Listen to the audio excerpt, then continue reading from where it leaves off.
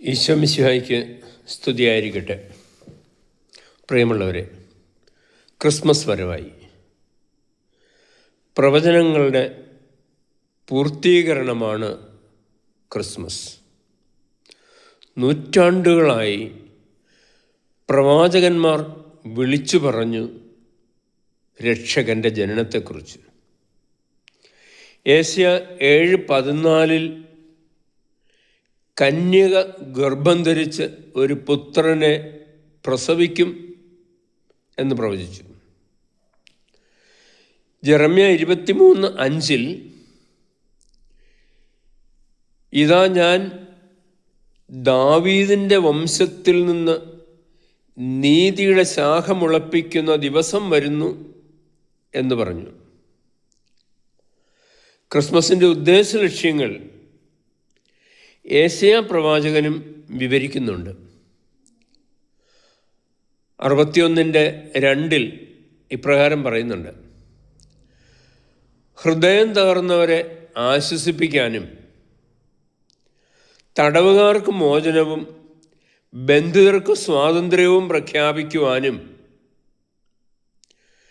കരുണക്കടലിൽ നമ്മെ മുക്കിയെടുക്കുവാനും എന്നൊക്കെ പറഞ്ഞിട്ട് പ്രവാചകൻ പറയുകയാണ്,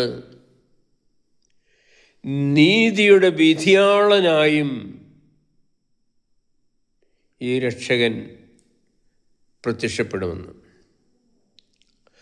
മാനവരക്ഷയ്ക്കായി കുരിശിൽ മരിക്കാൻ ലോകത്തിൻ്റെ പാപം വഹിക്കുന്ന ദൈവത്തിൻ്റെ കുഞ്ഞാട് ഭൂമിയിൽ ജനിച്ചു വീഴുന്ന മഹാതിരുനാളാണ് ക്രിസ്മസ്. ആദിപാപത്തിന് പരിഹാരം ചെയ്യാൻ ദൈവം മനുഷ്യനായി ഭൂമിയിലേക്ക് ഇറങ്ങി വന്നതിൻ്റെ അനുസ്മരണമാണ് ക്രിസ്മസ്. മരത്താലെ വന്ന പാപത്തിന് പരിഹാരമായി മരത്തിൽ ജീവനർപ്പിച്ചവൻ്റെ ജനനത്തിൻ്റെ ആഘോഷമാണ് ക്രിസ്മസ്. എന്നെ മണ്ണിൽ നിന്നും വിണ്ണിലേക്ക് ഉയർത്താൻ ദൈവം മനുഷ്യനായി കന്യകയിൽ നിന്ന് ജാതനായെന്ന് തിരിച്ചറിയാം. ഈ തിരിച്ചറിവ് നമ്മെ തിരിഞ്ഞു നടക്കാൻ പ്രേരിപ്പിക്കട്ടെ. ദൈവത്തിൽ നിന്ന് നടന്നകന്നതിൻ്റെ ഇരട്ടി വേഗത്തിൽ ദൈവത്തിലേക്ക് തിരിച്ചു നടന്നു വരാനുള്ള കൃപയ്ക്കായി നമുക്ക് പ്രാർത്ഥിക്കാം. ദൈവം നമ്മെ അനുഗ്രഹിക്കട്ടെ. ആമേൻ.